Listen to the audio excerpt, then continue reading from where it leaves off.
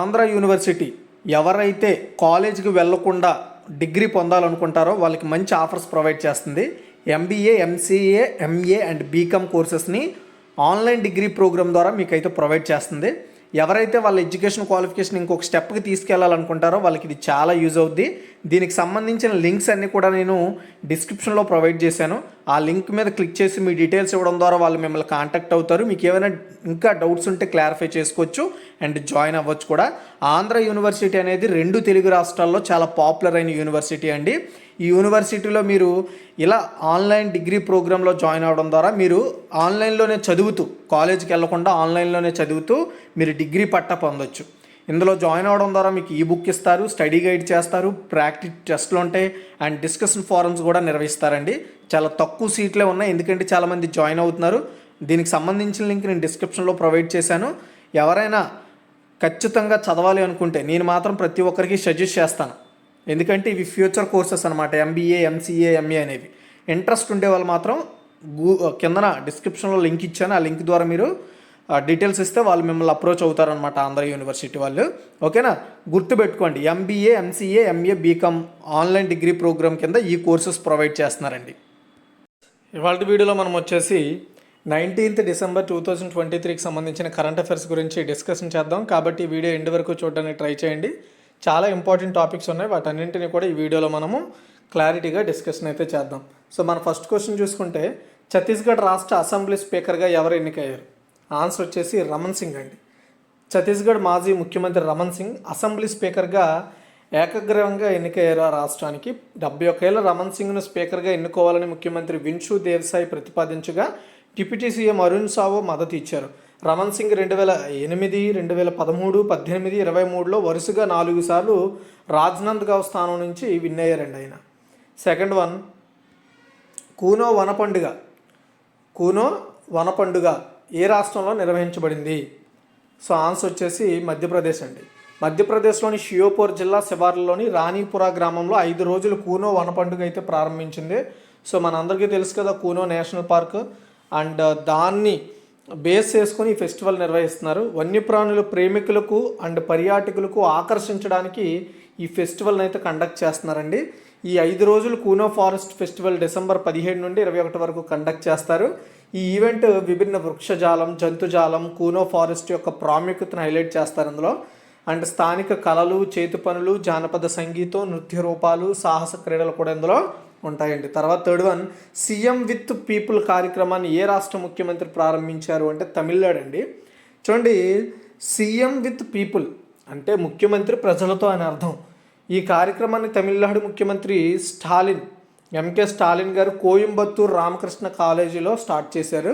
ప్రజల నుంచి వినతులు స్వీకరించి పరిశీలించారు. పథకాల అర్హులందరికీ చేర్చాలనే ఉద్దేశంతో ఈ ప్రోగ్రాంను లాంచ్ చేశారు. వినతులకు 30 రోజుల్లోపు పరిష్కరించడమే దీని ఉద్దేశం అనమాట. సో ఆల్రెడీ ఇలాంటిది ఒక ప్రోగ్రామ్ ఆంధ్రప్రదేశ్లో నడుస్తోంది. అలాంటి ప్రోగ్రామే ఇప్పుడు తమిళనాడులో కూడా లాంచ్ చేశారండి, అంతే. సో గవర్నమెంట్ సర్వీసెస్ని ప్రజలకు చేరువ చేయడము, వాళ్ళకి వాటితో ఏమైనా ప్రాబ్లం వస్తే వితిన్ 30 days లోపు వాటిని సాల్వ్ చేయడం దీని ఉద్దేశం, అంతేనండి. తర్వాత ఫోర్త్ వన్, ఈజిప్ట్ అధ్యక్షుడిగా 3వసారి ఎవరు ఎన్నికయ్యారు? ఈజిప్ట్కి అధ్యక్షుడిగా ఆన్సర్ వచ్చేసి అబ్దెల్ ఫట్టా ఆల్ సీసీ. ఈజిప్ట్ అధ్యక్షుడు అబ్దెల్ ఫట్టా ఆల్ సీసీ అరబ్ ప్రపంచంలో అత్యధిక జనాభా కలిగిన దేశం అయిన ఈజిప్ట్కి 3rd time ఆయన అధ్యక్షుడిగా ఎన్నికయ్యారు. సీసీ 89.6% ఓట్లను గెలుచుకున్నారని నేషనల్ ఎలక్షన్స్ అథారిటీ చెప్పింది. ఇది అబ్దెల్ ఫట్టా ఆల్ సీసీ పదవిలో చివరి పదవకాలం అని కూడా చెప్పింది. ఈజిప్ట్ రాజ్యాంగం అధ్యక్షుడిని 3 పర్యాయాలు మాత్రమే ఆయన పాలించడానికి అవకాశం ఉంటుంది, అంతకుమించి ఎవ్వరు కూడా పాలించలేరు ఆ ఈజిప్ట్ రాజ్యాంగం ప్రకారం. సో ఇది ఆయనకు లాస్ట్ టర్మ్ అని చెప్పొచ్చు. అండ్ ఈజిప్ట్ గురించి చూసుకుంటే capital Cairo, currency Egyptian pound, and అక్కడ ప్రస్తుత ప్రధానమంత్రి ముస్తఫా మడ్బౌలి. నెక్స్ట్ 5, ఒకే ఏడాదిలో 100 మిలియన్ల మంది ప్రయాణికులను తీసుకువెళ్ళిన తొలి భారతీయ విమానయాన సంస్థగా ఏది అవతరించింది? చాలా ఇంపార్టెంట్, ఆన్సర్ వచ్చేసి ఇండిగో అండి. సో భారత విమానయాన సంస్థ అయిన ఇండిగో ఒక క్యాలెండర్ ఇయర్లో ఫర్ ఎగ్జాంపుల్ 2003 అనేది ఒక క్యాలెండర్ ఇయర్ కదా, ఈ ఇయర్లో 100 మిలియన్ మంది ప్రయాణికుల్ని తన విమానాల్లో ట్రాన్స్పోర్ట్ చేసిందనమాట. సో అలా చేసిన ఫస్ట్ ఇండియన్ విమానయాన సంస్థ ఇది. అండ్ ప్రపంచంలో 10 అతిపెద్ద ఎయిర్లైన్స్లో ఇండిగో కూడా ఇప్పుడు చేరిందని చెప్పొచ్చు. నెక్స్ట్ 6, భారతదేశంలో 2వ అతిపెద్ద ఆర్థిక వ్యవస్థగా ఏ రాష్ట్రం నిలిచింది? యాక్చువల్గా ఇది ఒక ప్రైవేట్ సంస్థ చేసిన సర్వే అండి.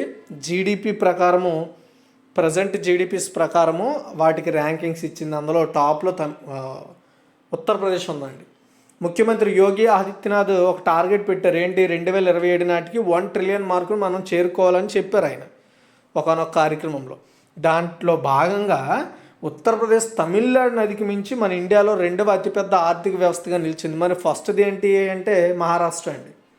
మహారాష్ట్ర తర్వాత సెకండ్ ప్లేస్లో తమిళనాడు ఉండేది. ఇప్పుడు దాన్ని అధిగమించి ఉత్తరప్రదేశ్ టాప్లోకి వచ్చేసింది అనమాట.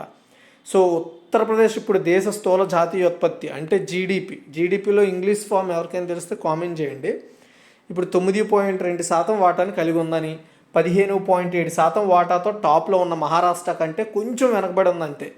జీడిపి సహకారంతో రాష్ట్రం తమిళనాడు 9.1%, గుజరాత్ 8.2%, పశ్చిమ Bengal 7.5%తో so like 3rd, 4th, 5th ప్లేస్లో ఉన్నాయి. ఉత్తరప్రదేశ్ కూడా ఈజ్ ఆఫ్ డూయింగ్ బిజినెస్లో 14వ స్థానంలో నుండి 2వ స్థానానికి వచ్చేసింది. ప్రస్తుతం ఉత్తరప్రదేశ్ దాని బలమైన ఆర్థిక సహకారాన్ని ప్రదర్శిస్తూ దాదాపు 2 లక్షల కోట్ల విలువైన వస్తువులను ఎగుమతి చేస్తోంది. ఈ నివేదికను ఆన్లైన్ బ్లాగింగ్ ప్లాట్ఫామ్ SOIC.in అనే బ్లాగింగ్ వెబ్సైట్ వాళ్ళు, ఆ సంస్థ వాళ్ళు దీన్ని రిలీజ్ చేశారు. నెక్స్ట్ 7th వన్, సరిహద్దులు లేని పన్ను ఇన్స్పెక్టర్లు 2023 అనే కార్యక్రమం ఏ దేశం బాధ్యతతో అమలు చేయబడింది? ఏంటండి, ట్యాక్స్ ఇన్స్పెక్టర్స్ వితౌట్ బార్డర్స్. దీన్నే మనము TIWB అంటాం. ఓకేనా, TIWB, సరిహద్దులు లేని పన్ను ఇన్స్పెక్టర్లు.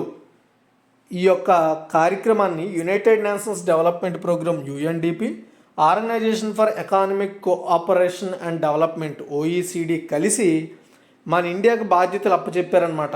మన ఇండియాయే దీనికి పార్ట్నర్ అడ్మినిస్ట్రేటర్గా వ్యవహరించబోతుంది 2023 యొక్క కార్యక్రమానికి. సరిహద్దులు లేని పన్ను ఇన్స్పెక్టర్లు.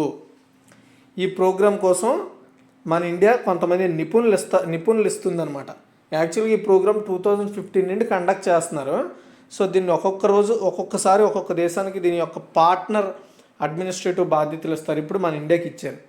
TIWB సెక్రటేరియట్ సహకారంతో and UNDP country office Barbados, తూర్పు కరేబియన్ల సహకారంతో ఈ కార్యక్రమము 12 నుండి 18 నెలల వ్యవధిలో ఉంటుంది. టెక్నాలజీని బదిలీ చేయడం ద్వారా సెయింట్ లూసియా తన పన్ను పరిపాలనను బలోపేతం చేయడంలో సహాయం చేయడమే లక్ష్యంగా పెట్టుకుంది. పన్ను నిర్వహణ నాలెడ్జ్ని, స్కిల్స్ని, ఉత్తమమైన లెర్నింగ్స్ పార్ట్నరింగ్ ద్వారా కామన్ రిపోర్టింగ్ స్టాండర్డ్స్ ఫ్రేమ్వర్క్ కింద స్వయంచాలక సమాచార మార్పిడిని సమర్థించడంలో ఈ ప్రోగ్రాం యూజ్ అవుతుంది. అంటే మీరు ఏంటి ఇదంతా ఏం అర్థం కాలేదని మీరు అనుకోవచ్చు. ఏమీ లేదండి, సరిహద్దులు లేని పన్ను ఇన్స్పెక్టర్లు. సరిహద్దులు లేకుండానే ఎక్కడైనా సరే పన్నుకు సంబంధించిన విషయాలు, సో ఏ దేశంలోనైనా దాని యాక్సెసిబిలిటీ ఈజీ అయ్యేలా. ఫర్ ఎగ్జాంపుల్ మనము ఒక దేశం నుండి ఏదైనా తెచ్చుకోవాలనుకుంటే మనం కస్టమ్ డ్యూటీ కట్టాల్సి ఉంటుంది ఇండియాలో. ఎలా అయినా ఎవరికైనా ఒక దగ్గర నుండి ఒక పరిమితి దాటి వస్తువులను తీసుకొచ్చినప్పుడు, సో అక్కడ నిషేధం కాని వస్తువులు తీసుకొచ్చినప్పుడు మనం వాటికి డ్యూటీ ట్యాక్స్ కట్టాలి. కస్టమ్స్ డ్యూటీ ట్యాక్స్ ఉంటుంది, అది మనం కట్టాల్సి ఉంటుంది.